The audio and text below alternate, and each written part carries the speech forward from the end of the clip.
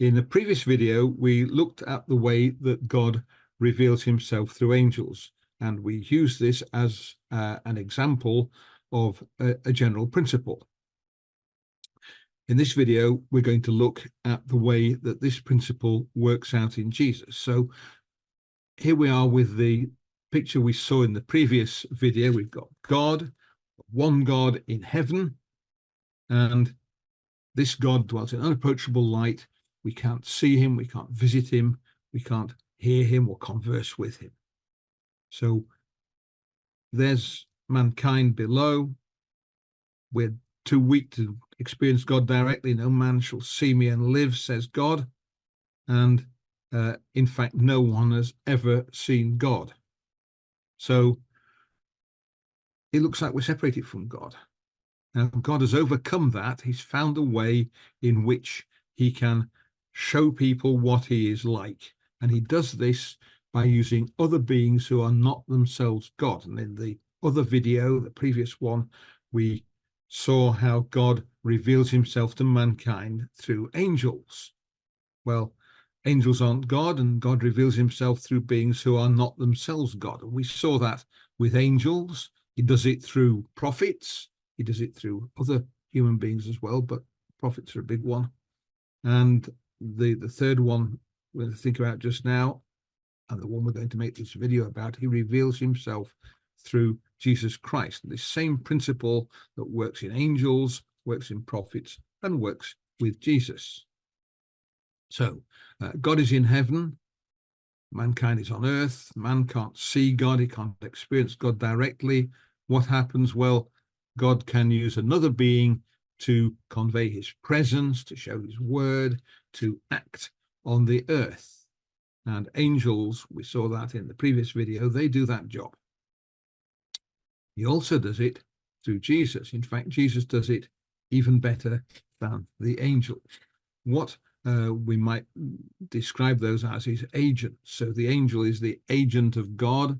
Jesus is another agent of God. Prophets are agents of God. The agent does what the principal wants the agent to do, and as a result, we get a message from the principal. So the angels show us what God is like. Jesus shows us what God is like, and in fact does it better than the angels.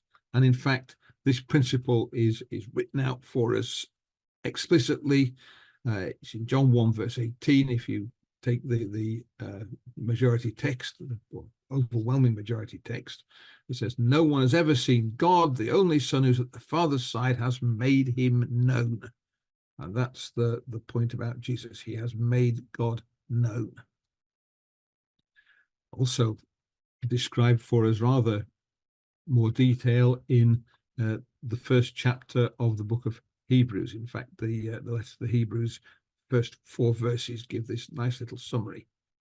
So it starts off by saying that long time ago and at many times and in many ways, God spoke to our fathers by the prophets. So he's talking about Old Testament times and the ancestors of the people that were being written to in this letter had God revealed to them. But God had revealed himself to mankind in many different occasions, many different times, and he'd done it in many different ways.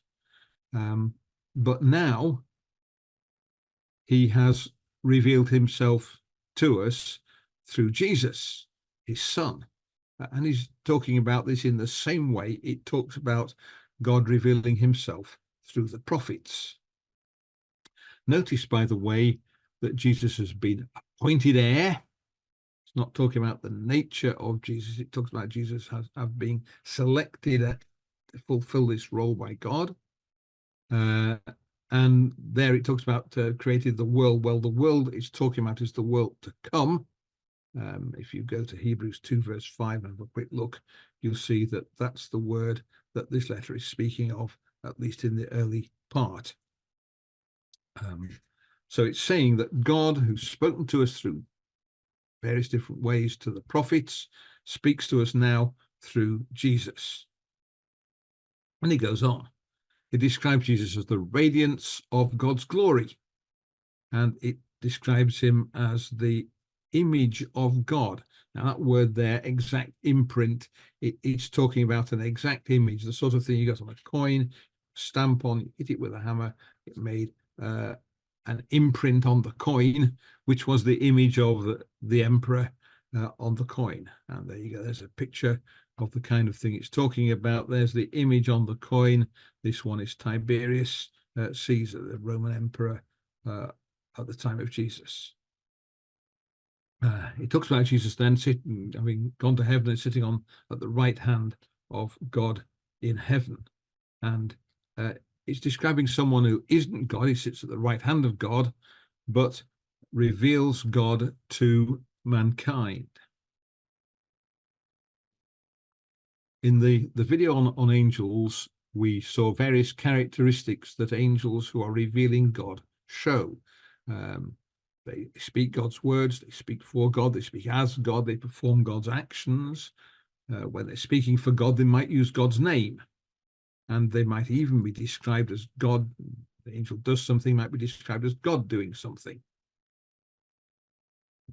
We can see lots of examples where that happens with angels, where people mistake the angel for God acting directly. Now let's think how Jesus fits in this same picture. So, first of all, Jesus speaks the words of God. Here his own description of who he is. He says he's a man who has told you, the people he's talking to, the truth that he heard from God. And that is Jesus' own description of himself. That's what he does. That's what he's saying. It's the truth that he heard from God, which he's passing on to human beings. Notice that it's the truth he heard from God. It's not the truth he heard from the Father. It's the truth he heard from God. Of course, God is the Father, but he's absolutely certain, if you think about Jesus as being one member of a Godhead, the Father being another member, then that wouldn't work, because Jesus is a man who's heard the truth from God.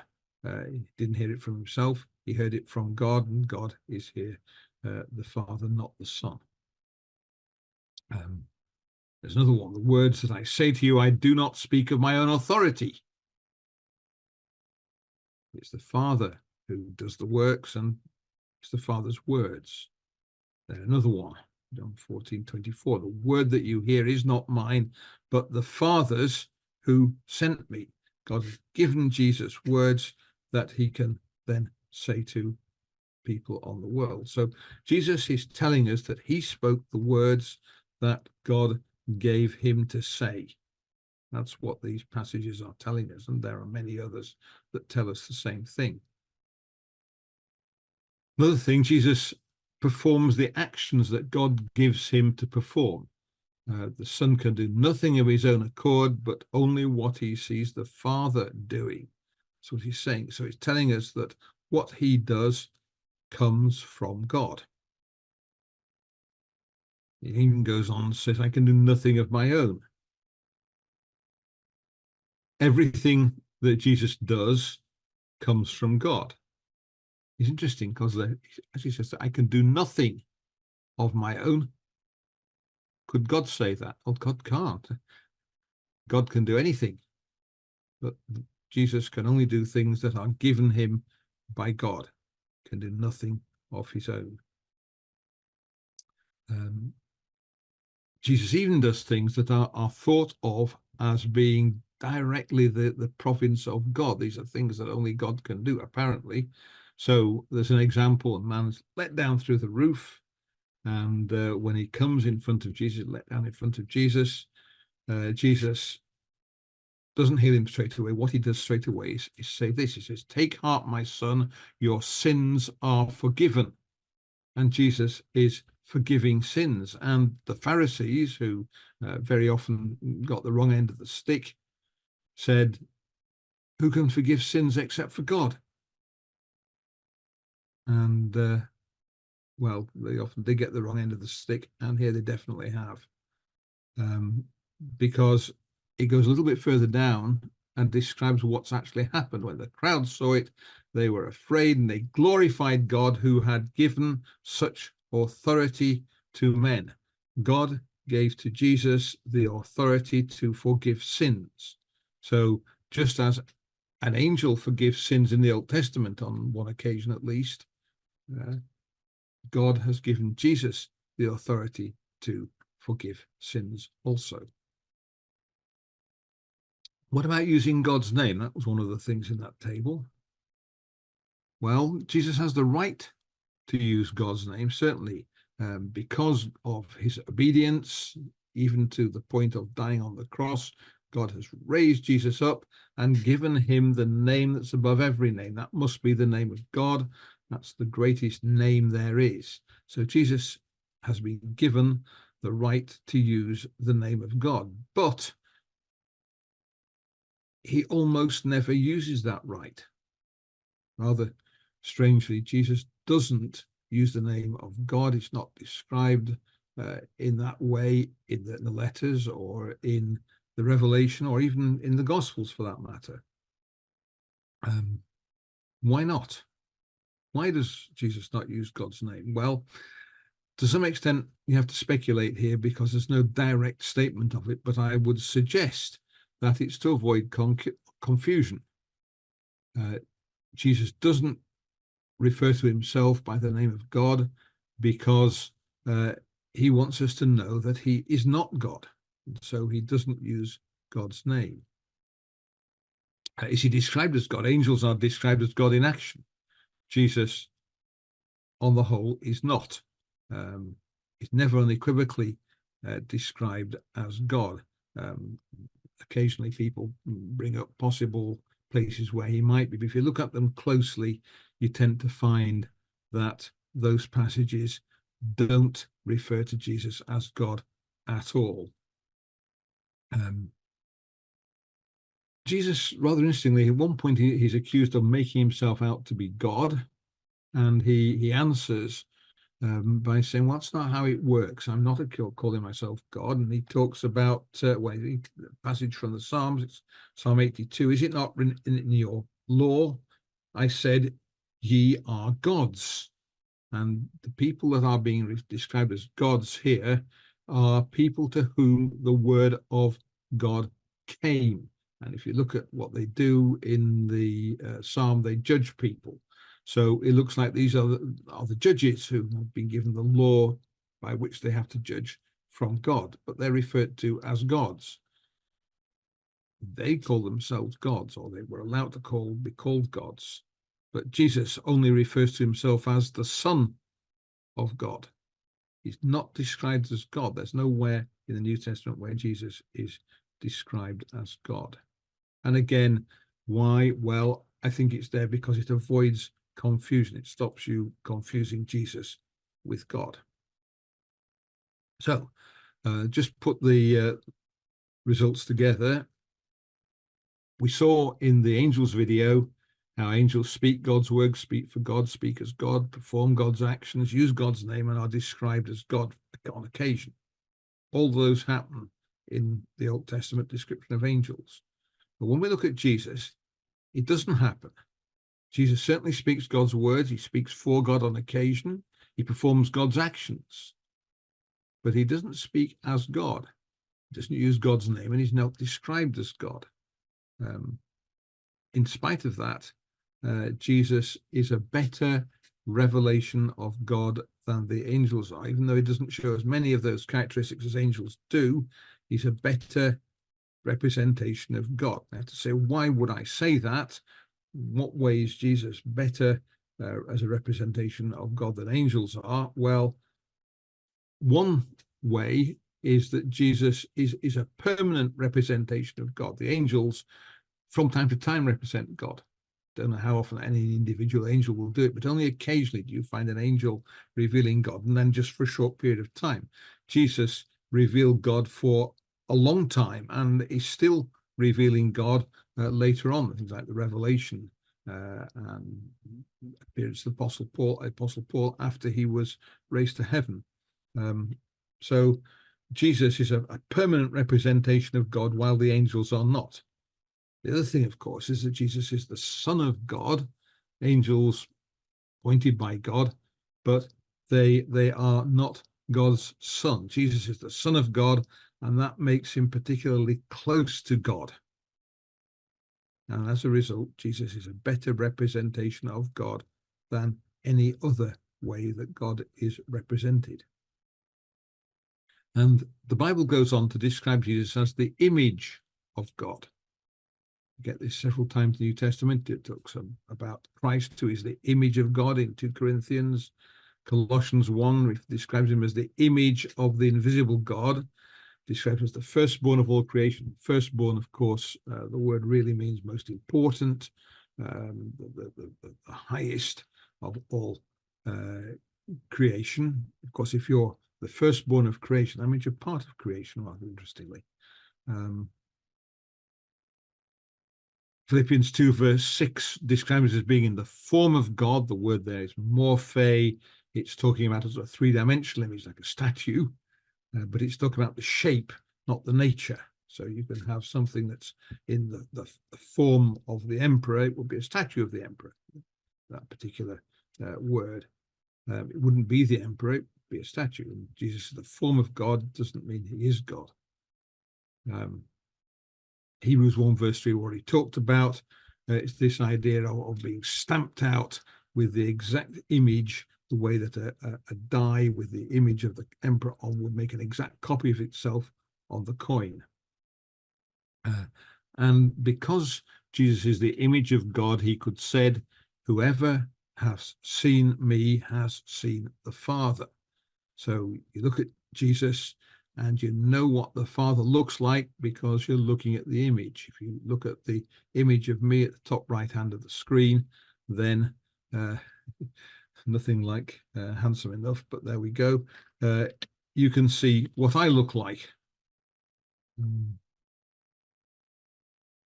But the important thing about an image is the difference between the image and the substance. So the word there for image, Christ is the image of God. The word is icon, good word for people using a computer. And it's a word that appears elsewhere. So when Jesus asked the scribes and the priests for a coin, they gave him a tribute penny, and he said, whose is this image and superscription? And this word image is the same word. It's this word icon. So there you go. There's a tribute penny. It's a coin similar to the one that they would have provided for Jesus. And there is the image of the emperor on the coin. But the image is not the substance. That is the image of the emperor. It is not the emperor. There's a picture of an emperor sitting on a coin. That one is the image of an emperor on a coin. You mustn't confuse the two. They're quite different things. So you can have the image on a quite small coin, you need a big coin to actually fit the emperor on. But there we have it. And again, it's this thing, whoever has seen me has seen the Father. You look at the coin, you can see the image of the emperor, you know what the emperor looks like. So let's summarize what we've seen. There's a handy summary for us in John 1 verse 18. No one's ever seen God. You can't see God. If you want to know what God is like, the Son is the perfect image. The only Son who's at the Father's side, he has made him known. And there's the diagram to have a picture in your mind. God in heaven, man who can't see God, and angels and Jesus acting as God's agents who show us what God is like. Jesus doing it rather better than the angels do. But Jesus isn't just an agent. He's a mediator. So he's one up on the angels already.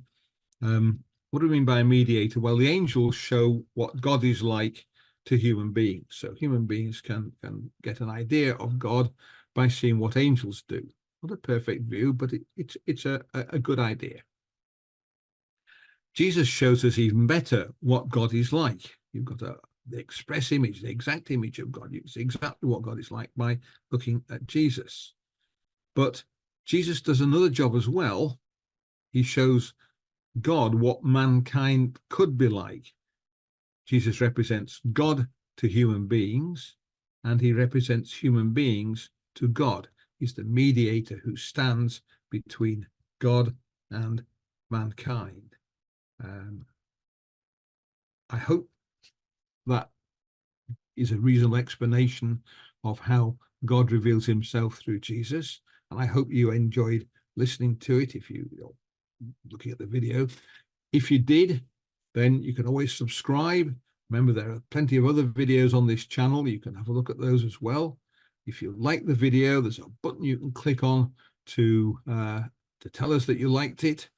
And there's a notify button if you want to be notified when the next of our videos comes up, as they do every Monday at 8 o'clock. So thanks for listening, and may God bless you always.